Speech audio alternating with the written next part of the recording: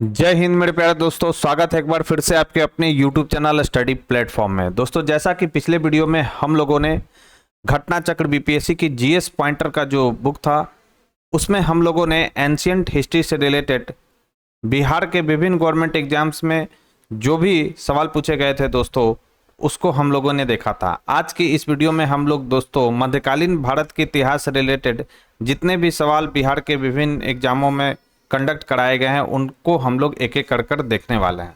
तो अभी तक जिन लोगों ने हमारे चैनल को सब्सक्राइब नहीं किया तो सब्सक्राइब कर ले, बेल आइकन को प्रेस कर ले ताकि नई वीडियो की नोटिफिकेशन सबसे पहले आपको मिल सके। साथ ही साथ वीडियो पसंद आए प्लीज़ इस वीडियो को ज़्यादा से ज़्यादा लाइक करें और अपने दोस्तों के साथ इसे शेयर करना ना भूलें। और इस वीडियो का जो पीडीएफ है दोस्तों आपको मेरे टेलीग्राम चैनल पर मिल जाएगा। टेलीग्राम का जो लिंक है वो डिस्क्रिप्शन बॉक्स में दिया गया है, तो आप वहां से जाकर इस वीडियो की पीडीएफ को डाउनलोड कर सकते हैं। तो चलिए दोस्तों, आज के फर्स्ट क्वेश्चन के साथ इस डिस्कशन की शुरुआत करते हैं। फर्स्ट जो हमारा चैप्टर है वो है भारत पर मुस्लिम आक्रमण से रिलेटेड। आइए इससे रिलेटेड सवालों को देखते हैं। सवाल है कि भारत में मोहम्मद गौरी ने किसको प्रथम अक्ता प्रदान किया था। तो याद रखना है कुतुबुद्दीन ऐबक को मोहम्मद गौरी के द्वारा प्रथम अक्ता प्रदान किया गया था। नेक्स्ट, मोहम्मद गौरी गुजरात के चालुक्य द्वारा पराजित हुआ था। तो कब हुआ था यह? तो याद रखना है 1178 ईस्वी में गुजरात के चालुक्यों के द्वारा मोहम्मद जो गौरी है वह पराजित हुआ था। और ये सीडीपीओ 2018 में पूछा गया सवाल है, तो इंपॉर्टेंट सवाल है, वीवीआई इसको कर लेंगे। बिहार का प्रथम मुस्लिम विजेता था। तो बिहार का प्रथम मुस्लिम विजेता था जो था वह कौन था? वो था बख्तियार खिलजी। नालंदा बिहार का विध्वंस किया था। सभी को मालूम होगा कि नालंदा बिहार का विध्वंस किसने किया था? तो बख्तियार खिलजी ने किया था। नेक्स्ट है कि दिल्ली सल्तनत, चैप्टर हमारा जो है दिल्ली सल्तनत, यानी दिल्ली सल्तनत में सबसे पहले हम लोग कौन सा वंश आता है? गुलाम वंश। तो उनसे रिलेटेड सवालों को देखेंगे। सवाल है कि गुलाम वंश का प्रथम शासक था। तो गुलाम वंश का जो प्रथम शासक था वो कौन था? कुतुबुद्दीन ऐबक था। याद रखना है। 2.5 दिन का झोपड़ा क्या है? तो ये इंपॉर्टेंट है। 2.5 दिन का झोपड़ा देकर आपको इसको झोपड़ी में, मतलब झोपड़ा जो है झोपड़ी, इसको आपको टिक आउट नहीं करना, बल्कि यह 2.5 दिन का जो झोपड़ा है वह क्या है? तो यह एक मस्जिद है जिसका निर्माण किसके द्वारा करवाया गया था? तो यह करवाया गया था कुतुबुद्दीन ऐबक के द्वारा। ठीक है, तो 2.5 दिन का झोपड़ा का निर्माण किसने किया था? तो कुतुबुद्दीन ऐबक ने। नेक्स्ट है कुतुब मीनार किसके द्वारा पूरा किया गया था? तो इसकी आधारशिला जो रखी गई थी दोस्तों वह कुतुबुद्दीन ऐबक के द्वारा रखी गई थी, लेकिन यह बनकर पूरा किसके समय में हुआ था? तो यह हुआ था इल्तुतमिश के समय यह बनकर पूरा हुआ था। नेक्स्ट, कुतुबुद्दीन ऐबक की राजधानी थी। तो लाहौर जो थी वह कुतुबुद्दीन ऐबक की राजधानी थी। याद रखना है। मुस्लिम शासक जिसका साम्राज्य दार उल इस्लाम का एक भाग माना जाता था तो वह कौन था? तो यह था इल्तुतमिश। इंपॉर्टेंट सवाल है, ध्यान रखना है। इल्तुतमिश ने बिहार में अपना प्रथम सूबेदार नियुक्त किया था। मोस्ट वीवीआई ये सवाल है। तो इल्तुतमिश के द्वारा बिहार में अपना प्रथम सूबेदार किसे नियुक्त किया गया था? तो मलिक जानी को नियुक्त किया गया था। किस दिल्ली सुल्तान ने रक्त एवं लौ की नीति अपनाई थी? तो याद रखना है बलबन के द्वारा दिल्ली का सुल्तान था यह, और इसके द्वारा रक्त एवं लौ की नीति का पालन किया गया था। सिजदा और पैबोस की शुरुआत जो कि फारसी परंपरा पर आधारित था वो किसके द्वारा शुरू किया गया था? तो याद रखना है यह भी बलबन के द्वारा शुरू किया गया था। नेक्स्ट है भारत में फारसी त्यौहार नौरोज की शुरुआत की थी। तो यह किसके द्वारा किया गया था? तो याद रखना है यह बलबन के द्वारा शुरू किया गया था। चलिए, वह प्रथम मुस्लिम शासक कौन था जिसने शासन के सिद्धांत को राजाओं के ईश्वरीय अधिकार सिद्धांत यानी थ्योरी ऑफ डिवाइन राइट के समान प्रतिपादित किया था? तो यह पहला शासक कौन था? तो यह था बलबन था। इंपॉर्टेंट सवाल है, ध्यान रखना है। नेक्स्ट है राजत्व के उसके सिद्धांत प्रतिष्ठा, शक्ति और न्याय के सिद्धांतों पर आधारित थे। बलबन के बारे में ये शब्द कहे थे तो यह किसके द्वारा कहा गया था? तो यह कहा गया था जियाउद्दीन बर्नी के द्वारा। इंपॉर्टेंट रहेगा सवाल, याद रखना है। वीवीआई इसको कर लेंगे। सीडीपीओ 2022 में ये पूछा गया सवाल है कि राजत्व के उसके सिद्धांत प्रतिष्ठा, शक्ति और न्याय के सिद्धांतों पर आधारित थे। बलबन के बारे में यह शब्द किनके द्वारा कहा गया था? तो जियाउद्दीन बर्नी के द्वारा यह कहा गया था। तुगरिल खां ने विद्रोह किया था। तो याद रखना है तुगरिल खां के द्वारा बलबन के समय जो है दोस्तों बंगाल में विद्रोह किया गया था। याद रखेंगे। नेक्स्ट है खिलजी वंश से रिलेटेड सवालों को हम लोग देखेंगे। सवाल है कि खिलजी वंश का प्रथम शासक कौन था? तो खिलजी वंश का प्रथम शासक था जलालुद्दीन खिलजी। अलाउद्दीन खिलजी के प्रसिद्ध सेनापतियों में किसकी मंगोलों के विरुद्ध लड़ते हुए मृत्यु हुई थी? तो याद रखना है जफर खां। इंपॉर्टेंट है कि अलाउद्दीन खिलजी के प्रसिद्ध जो सेनापति थे जफर खां, उनकी जो मृत्यु हुई थी वह मंगोलों के विरुद्ध लड़ते हुए हुई थी।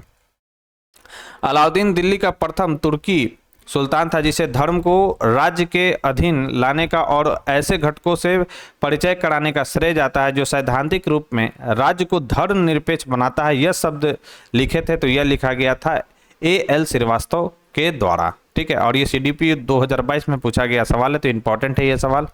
रानी पद्मिनी का नाम अलाउद्दीन की चित्तौड़ विजय से जोड़ा जाता है। उनके पति का नाम क्या था? तो राणा रतन सिंह उनके पति का नाम था रानी पद्मिनी का।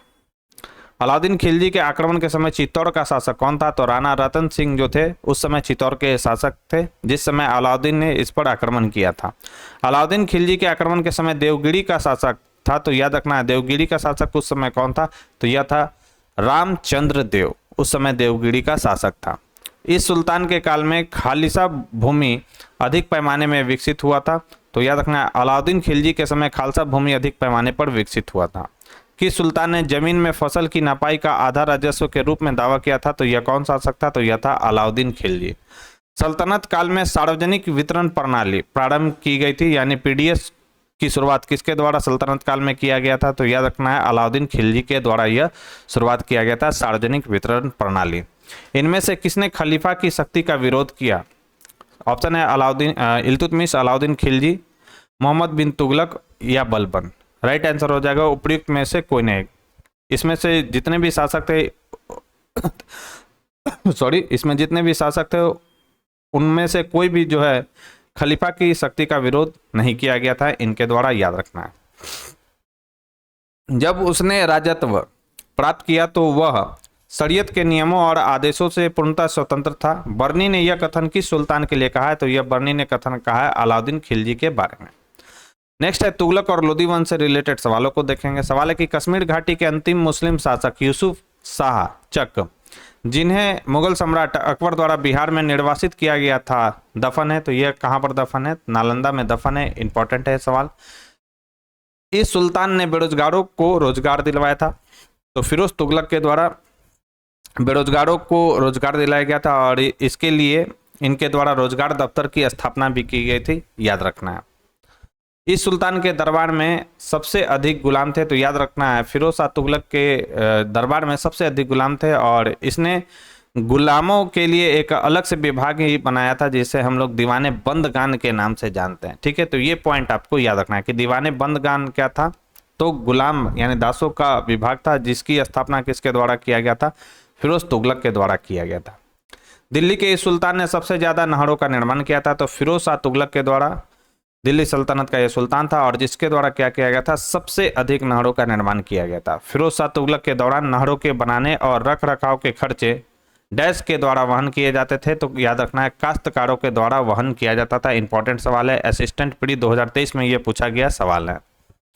वह वेनिस का यात्री था जो 1420 ईस्वी के आसपास अपनी पत्नी के साथ यात्रा करके विजयनगर पहुंचा था, तो वह कौन था?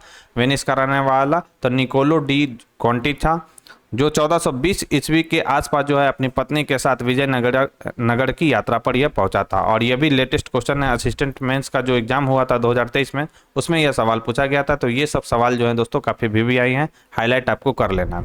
वह राजवंश जिसने सबसे लंबे समय तक दिल्ली सल्तनत पर राज किया था वह कौन सा था? तो याद रखना यह तुगलक था जिसने दिल्ली सल्तनत के अंतर्गत सर्वाधिक समय तक यह शासन किया था। मोहम्मद बिन तुगलक, फिरोज तुगलक, मोहम्मद गौरी और शेर शाह सूरी में से इस सुल्तान ने फलों की गुणवत्ता सुधारने के लिए उपाय किया, तो याद रखना है फलों की गुणवत्ता सुधारने के लिए किसने उपाय किए थे? तो फिरोज तुगलक ने। फिरोज तुगलक द्वारा स्थापित दार उल सफा क्या है? इंपॉर्टेंट सवाल है, दार उल सफा क्या है? तो याद रखना है एक खैराती अस्पताल है जिसकी स्थापना फिरोज शाह तुगलक के द्वारा किया गया था। तैमूर के आक्रमण के बाद भारत में किस वंश का राजा स्थापित हुआ? तो याद रखना है तैमूर के आक्रमण के बाद भारत में सैयद वंश का राज जो है दोस्तों स्थापित हुआ था। किस सुल्तान ने एक नगर बसाया जहां अब आगरा है? तो सिकंदर लोदी के द्वारा एक नगर बसाया गया जिसे हम लोग आज आगरा के नाम से जानते हैं। नेक्स्ट जो सवाल है वो विजयनगर से सवाल है, उससे रिलेटेड सवालों को देखते हैं। सवाल है कि विजयनगर साम्राज्य के संस्थापक थे, तो हरिहर और बुक्का जो थे विजयनगर साम्राज्य के संस्थापक थे। विजयनगर के उस पहले शासक की पहचान करें जिसने बहमनियों से गोवा को छीना। तो ये इंपॉर्टेंट सवाल है कि बहमनियों से गोवा को छीनने वाला विजयनगर साम्राज्य के अंतर्गत पहला शासक कौन था, तो वह था हरिहर द्वितीय। विजयनगर के राजा कृष्णदेव राय ने गोलकुंडा का युद्ध किस राजा के साथ लड़ा था, तो याद रखना है कुली कुतुब के साथ इनके द्वारा लड़ा गया था युद्ध। गोलकुंडा के ये शासक थे कुली कुतुब शाह, और कृष्णदेव राय और गोलकुंडा के शासक कुली कुतुब शाह के साथ जो है दोस्तों युद्ध हुआ था, याद रखना है। फारसी यात्री अब्दुल रजाक भारत में इस राजा के शासनकाल में आया था। इंपॉर्टेंट सवाल है, VBI सवाल है कि अब्दुल रजाक किसके शासनकाल में भारत आया था विजयनगर के, तो याद रखना देवराय द्वितीय के समय जो था दोस्तों अब्दुल रजाक आया था, जो कि क्या था, एक फारसी यात्री था। विजयनगर का महानतम शासक कौन था, तो यह था कृष्णदेव राय। असिस्टेंट मेंस एग्जाम में यह सवाल पूछा गया है। सन 1565 में कौन सा प्रसिद्ध युद्ध हुआ था, तो यह हुआ था तालीकोटा का युद्ध। और इस युद्ध में क्या हुआ था, विजयनगर साम्राज्य का क्या हुआ था दोस्तों, लगभग आप कह सकते हैं कि इसका विघटन हो गया था साम्राज्य का, याद रखेंगे। इसे राक्षस तंगड़ी का युद्ध भी कहा जाता है, बनिहट्टी का भी युद्ध इसे कहा जाता है।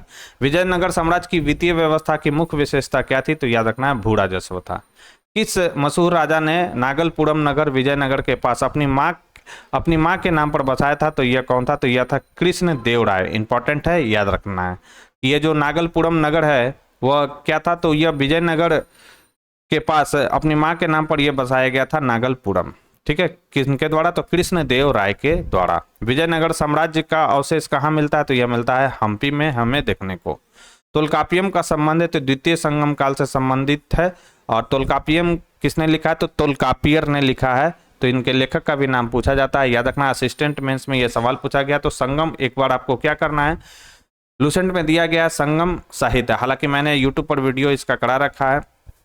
एंशिएंट हिस्ट्री का जब आप खोलेंगे तो आपको अच्छे से मिल जाएगा। मैंने जितने भी संगमकालीन ग्रंथ थे उनको अच्छे से उसमें कवर करा दिया है, तो आप वहां से भी जाकर देख सकते हैं, और लूसेंट से भी आप इसको कवर कर सकते हैं। दीवाने अर्ज विभाग संबंधित है, तो याद रखना यह रक्षा विभाग से संबंधित है दीवाने अर्ज। निम्नलिखित भूमि उत्पाद पर लगने वाले कर को इंगित करता है, तो याद रखना खराज, उस्र और मुक्तई। ये जो है भूमि उत्पाद पर लगने वाले कर को क्या करता है दोस्तों, इंगित करता है। इंपॉर्टेंट रहेगा ये सवाल। जवाबित का संबंध किससे था, तो याद रखना राज्य कानून से संबंधित था जवाबित, ये भी इंपॉर्टेंट सवाल है। सल्तनत काल के सिक्के टंका, ससगनी एवं जीतल इन धातुओं के थे, तो याद रखना चांदी और तांबा के बने होते थे टंका, ससगनी और जीतल। अब हम लोग दिल्ली सल्तनत के अंतर्गत कला एवं स्थापत्य और साहित्य से रिलेटेड सवालों को देखेंगे। सवाल है कि भारत में कागज का प्रयोग प्रारंभ हुआ, तो 12वीं सदी से जो है दोस्तों भारत में कागज का प्रयोग जो है प्रारंभ हुआ था। संपन्नता ने षड्यंत्र और विद्रोह को जन्म दिया तथा दरिद्रता अस्थायित्व और शांति की गारंटी देती थी, यह कहा था। इंपॉर्टेंट है और महत्वपूर्ण काफी सवाल है। असिस्टेंट पीडी 2023 में सवाल पूछा गया है, तो यह स्टेटमेंट है जियाउद्दीन बर्नी का। क्या, संपन्नता ने षड्यंत्र और विद्रोह को जन्म दिया तथा दरिद्रता अस्थायित्व और शांति की गारंटी देती थी, यह कथन किसका है, जियाउद्दीन बर्नी का। अलाई दरवाजा का निर्माण किस सुल्तान ने करवाया था, तो अलाउद्दीन खिलजी के द्वारा अलाई दरवाजा का निर्माण कराया गया था। फतेहपुर सिकरी स्थित प्रसिद्ध बुलंद दरवाजा जामा मस्जिद का प्रवेश द्वार बनता है, तो याद रखना है दक्षिणी प्रवेश द्वार यह बनता है जामा मस्जिद का, फतेहपुर में जो स्थित है बुलंद दरवाजा। और ये CDP 2018 में पूछा गया सवाल है, तो ये इंपॉर्टेंट सवाल है। PPSC 17 BPSC के PT के लिए ये सब जो सवाल है दोस्तों इंपॉर्टेंट रहेगा। तबकाते नासरी के लेखक कौन है, तो मिनहाज उस सिराज जो है वह तबकाते नासरी के लेखक है। बिहार पर बख्तियार खिलजी के हमले का पहला विवरण प्राप्त होता है, तो यह हमें देखने को मिलता है तबकाते नासरी से। इंपॉर्टेंट है दोस्तों ये सवाल। और इसके लेखक कौन है, तो ये हैं मिनहाज उस सिराज। मोरक्को के यात्री इब्न बतूता का वृत्तांत इस रूप में जाना जाता है, तो याद रखना है रिहला, जिसे हम लोग किताबुल रिहला के भी नाम से जानते हैं। तो इसकी यात्रा का जो वृत्तांत है इस पुस्तक में हमें देखने को मिलता है। और यह किसके समय में आया था, तो MBT यानी यह मोहम्मद बिन तुगलक के समय में यह भारत की यात्रा करता है। बहमनी राज्य का संस्थापक था, तो अलाउद्दीन हसन जो था वह बहमनी राज्य का क्या था दोस्तों, संस्थापक था। दिल्ली सल्तनत के दौरान मुकद्दम या चौधरी पद का इस्तेमाल किनके लिए किया जाता था, तो गांव के सरपंच के लिए जो है दोस्तों मुकद्दम या चौधरी पद का इस्तेमाल किया जाता था दिल्ली सल्तनत के दौरान। फतुहात ए आलमगीरी लिखी गई थी, तो याद रखना है ईश्वर दास नागर के द्वारा यह जो है दोस्तों फतुहात ए आलमगीरी लिखी गई थी। और 69th बीपीएससी में पूछा गया सवाल है, तो इंपॉर्टेंट रहेगा क्योंकि बीपीएससी में सवाल रिपीटेड का भी ट्रेंड देखने को मिलता है दोस्तों, इसलिए आपको अच्छे से प्रीवियस ईयर्स के क्वेश्चन को लगाकर जाना है। तो फतुहात ए आलमगीरी लिखी गई थी, तो याद रखना है ईश्वर दास नागर के द्वारा फतुहात ए आलमगीरी लिखा गया था। फिर हम लोग भक्ति और सूफी आंदोलन से रिलेटेड सवालों को देखेंगे। उससे पहले दोस्तों वीडियो पसंद आ रही हो तो वीडियो को लाइक और शेयर करना ना भूले दोस्तों।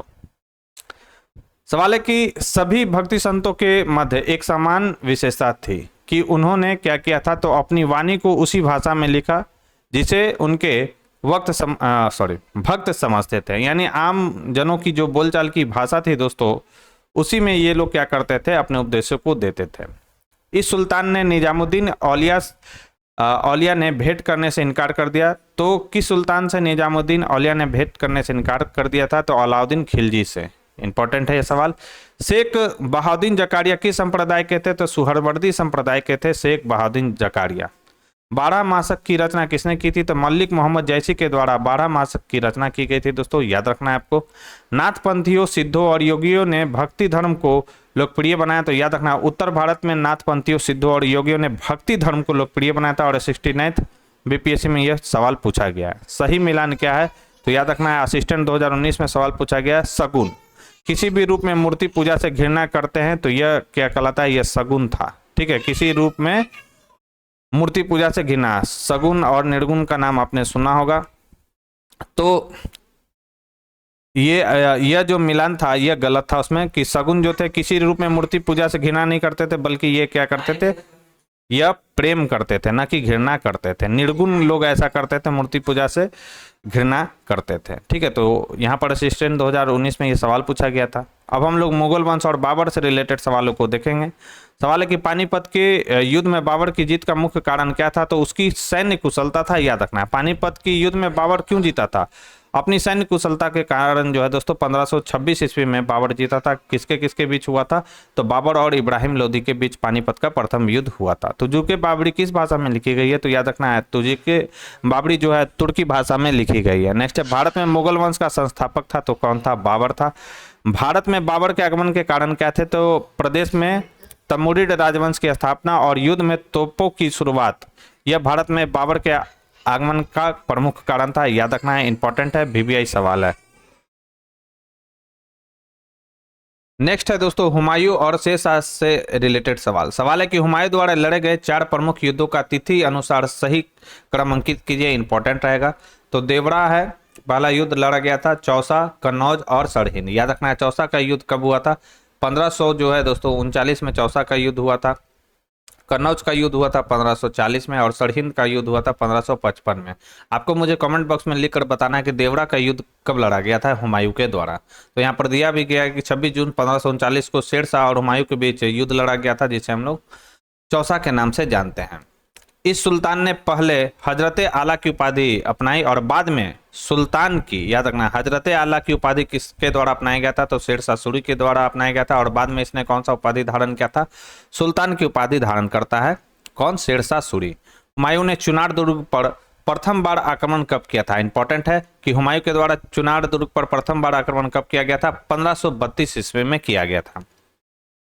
शाह बेगम, हाजी बेगम, मुमताज महल बेगम और नूरिन शाह बेगम में से अपने बादशाह पति के लिए मकबरे का निर्माण करवाया था, किनके द्वारा कराया गया था, तो हाजी बेगम ने अपने बादशाह पति के लिए क्या किया था दोस्तों, मकबरे का निर्माण किया था। शेरशाह का मकबरा कहाँ स्थित है, तो यह है सासाराम में।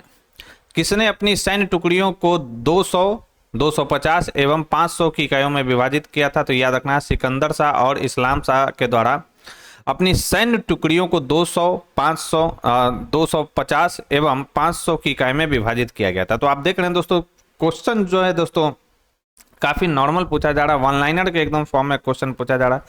लेकिन मैं जब यूट्यूब पर वीडियो देखता हूं दोस्तों, जो कि विभिन्न कोचिंग्स के द्वारा सेट्स कराया जाता है, तो उसमें क्वेश्चंस को इतना कॉम्प्लिकेटेड बना दिया गया है, तो आपका कॉन्फिडेंस लूज हो जाता है कि लगता है कि मैंने जो पढ़ा है वो बिल्कुल गलत पढ़ा है, क्योंकि बहुत ज़्यादा कॉम्प्लिकेटेड वहाँ पर सवाल दिए गए रहते हैं दोस्तों। तो आप कुछ नहीं करें, प्रीवियस ईयर्स के क्वेश्चंस को उठाएं, उस ट्रेंड एनालिसिस करें कि प्रीवियस ईयर्स में कैसे पूछे गए और उसके अकॉर्डिंग अपनी तैयारी को करें। ठीक है, इधर उधर के चक्कर में आपको नहीं पढ़ना है दोस्तों, और अपनी तैयारी को बेहतर करना है। नेक्स्ट है अकबर से रिलेटेड सवाल। सवाल है कि हल्दी घाटी के युद्ध में महाराणा प्रताप की सेना के सेनापति थे, तो याद रखना है कौन थे, तो हकीम खान थे। बहलोल लोदी, शेरशाह, हुमायूं और अकबर में से इस मुस्लिम शासक ने तीर्थ यात्रा कर समाप्त कर दिया था, तो अकबर के द्वारा तीर्थ यात्रा कर को समाप्त कर दिया गया था। जजिया कर को कब हटाता है अकबर, 1564 ईस्वी में हटाता है। आपको बताना है कि तीर्थ यात्रा कर को अकबर के द्वारा कब समाप्त किया गया था। शाहजहां, जागीर, अकबर और हुमायूं में से भारत का वह मुगल शासक जो सबसे लंबे समय तक शासन किया था वह कौन था, तो वह था अकबर। मध्यकालीन भारत में मनसबदारी व्यवस्था क्यों लागू की गई थी, तो याद रखना है स्वच्छ प्रशासन सुनिश्चित करने के लिए मनसबदारी व्यवस्था लागू की गई थी। भारत के एकीकरण के बाद वह मध्य पूर्व और पश्चिमी एशिया को एक करना चाहता था, जो एक विश्व साम्राज्य की स्थापना की ओर एक महत्वपूर्ण कदम था। आरपी त्रिपाठी ने मुगल कालीन भारत के इस सम्राट के बारे में लिखा, तो यह कौन था, तो यह था अकबर था। सीडीपीओ 2022 में सवाल पूछा गया और ऐसा ही स्टेटमेंट आपको बीपीएससी में देखने को मिल सकता है। जब्ती प्रणाली किसकी उपज थी, तो अकबर की उपज थी। दीन इलाही किसने प्रारंभ किया था, तो अकबर ने। कब प्रारंभ किया था, कमेंट बॉक्स में लिखकर बताना है आपको मुझे।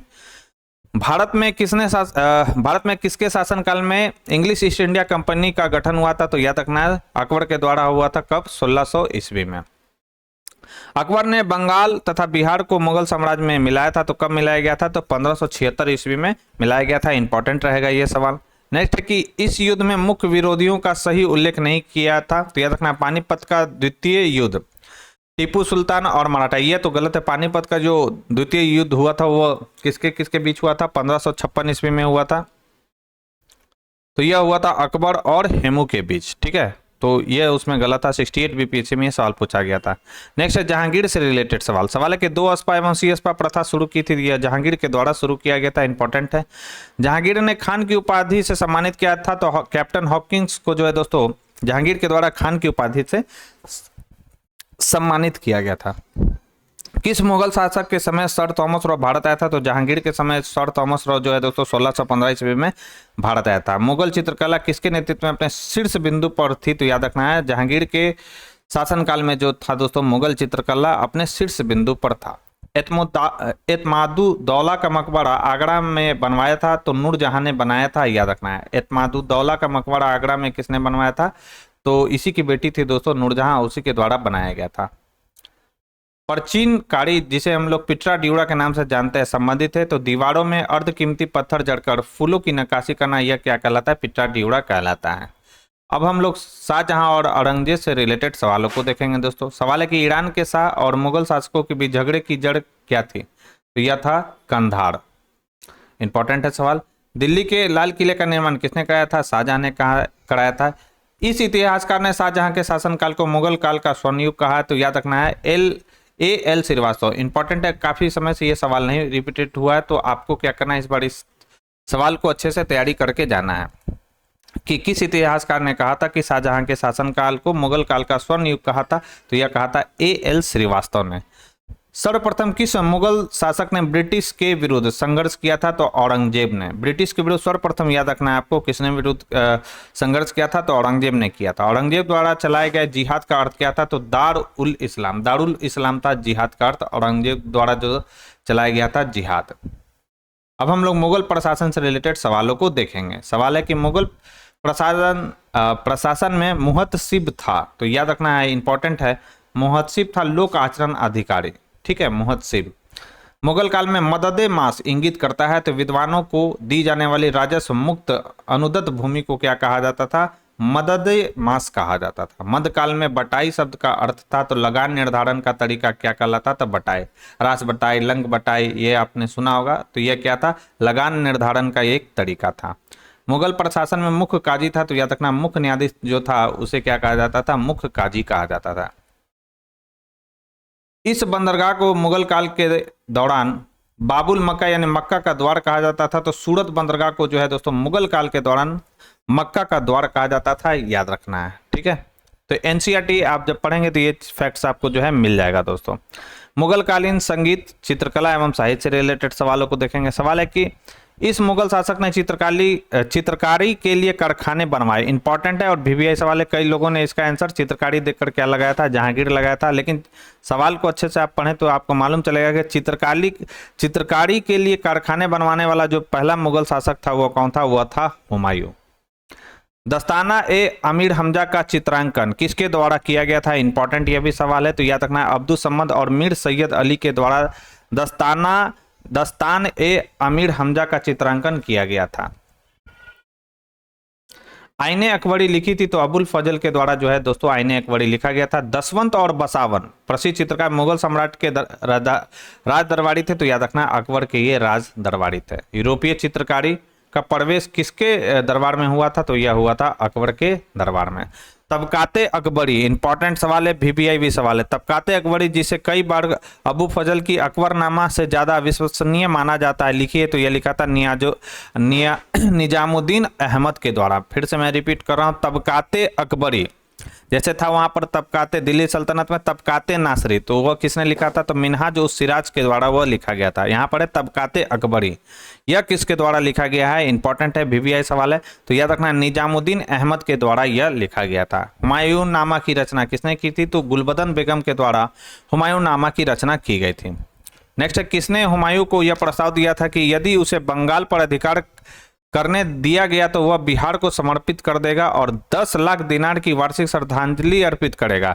ये हुमायूं से ये प्रस्ताव रखा है, तो यह किसने क्या कहा था, तो शेर खान ने कहा था। यह भी इंपॉर्टेंट सवाल है, ध्यान में रखना है। आईने अकबरी किसके द्वारा लिखी गई है, तो अबुल फजल के द्वारा लिखी गई है आईने अकबरी। और देखिए 67th बीपीएससी में सवाल पूछा गया और वही सवाल असिस्टेंट प्री का जो एग्जाम हुआ था 2023 में उसमें पूछा गया। यह कथन किसका है कि अकबर के शासन में इलाहाबाद में 40 स्तंभ युक्त मंजिल के निर्माण में 5000 से 20000 लोगों ने 40 साल तक काम किया था, तो यह किसने कहा था, तो यह कहा था विलियम फिंच ने। इंपॉर्टेंट रहेगा सवाल, याद रखेंगे। जो भी बीपीएससी ट्री का एग्जाम देने जा रहे हो, 17वीं बीपीएससी का एग्जाम देने जा रहे हो, तो इसको एक बार जरूर आपको देख लेना है प्रीवियस ईयर्स के क्वेश्चन को। नेक्स्ट है सिख संप्रदाय एवं मराठों से रिलेटेड सवाल है कि पटना में किस सिख गुरु का जन्म हुआ था। गुरु गोविंद सिंह का जो जन्म हुआ था वह पटना में ही हुआ था। शिवाजी की राजधानी थी, तो रायगढ़ जो थी वह शिवाजी की राजधानी थी। अष्टप्रधान का गठन किया था, तो शिवाजी ने किया था। अष्टप्रधान मंत्रिपरिषद किसके राज्य प्रबंध में सहायता करती थी, तो शिवाजी की।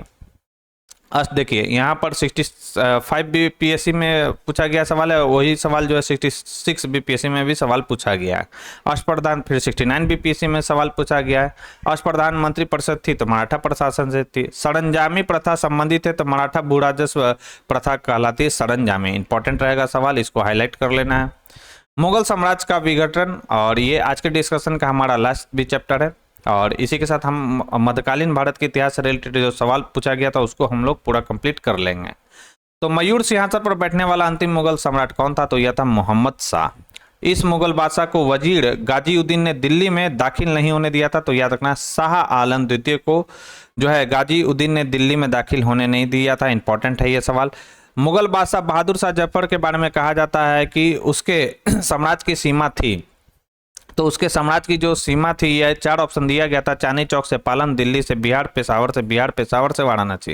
राइट आंसर हो जाएगा। यह मुगल बादशाह के बारे में नहीं बोला गया था, इसका राइट आंसर क्या था, उपयुक्त में से कोई नहीं। यह कहा गया था तुगलक शासक नसरुद्दीन महमूद के लिए कहा जाता है कि उसका साम्राज्य चांदनी चौक से क्या था, पालन तक था। बहुत सारे लोगों ने इसका उस समय जो है 264 बीपीएससी का जब एग्जाम हुआ था तो दिल्ली से बिहार, पेशावर से बिहार, बहुत सारे अलग अलग यूट्यूबर ने अलग अलग बताया था दोस्तों। लेकिन जब बीपीएससी ने अपना आंसर जारी किया तो उसका राइट आंसर क्या था, उपयुक्त में से कोई नहीं। और इसी के साथ हम लोगों ने दोस्तों मध्यकालीन भारत के इतिहास से रिलेटेड बिहार के विभिन्न एग्जामों में जो सवाल पूछे गए थे उनको हम लोगों ने यहाँ पर कवर कर लिया है। तो वीडियो कैसा लगा दोस्तों आपको मुझे कमेंट बॉक्स में लिखकर जरूर बताना है। साथ ही साथ इसको अगर वीडियो पसंद आई हो दोस्तों तो एक लाइक का बटन जरूर दबा देना है। और इस वीडियो का जो पीडीएफ है दोस्तों आपको मेरे टेलीग्राम चैनल पर मिल जाएगा। टेलीग्राम का जो लिंक है वो डिस्क्रिप्शन बॉक्स में दिया गया है, तो आप वहां से जाकर इस वीडियो की पीडीएफ को आप डाउनलोड कर सकते हैं। तो आज के लिए बस इतना ही। कल के वीडियो में हम लोग दोस्तों आधुनिक भारत के इतिहास से रिलेटेड जो सवाल पूछे गए उनको हम लोग एक एक कर देखेंगे। तो आज के लिए बस इतना ही दोस्तों, थैंक यू।